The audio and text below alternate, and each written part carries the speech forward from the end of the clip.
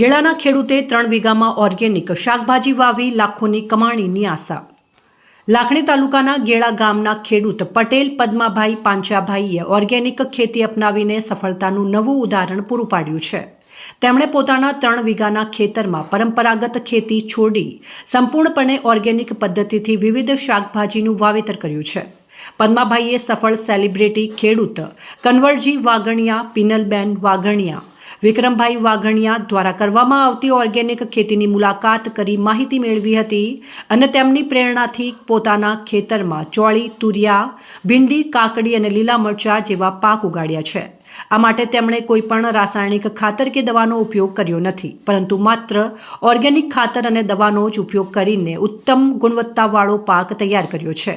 હાલમાં ખેતરમાં પાકની પરિસ્થિતિ ખૂબ જ સારી છે.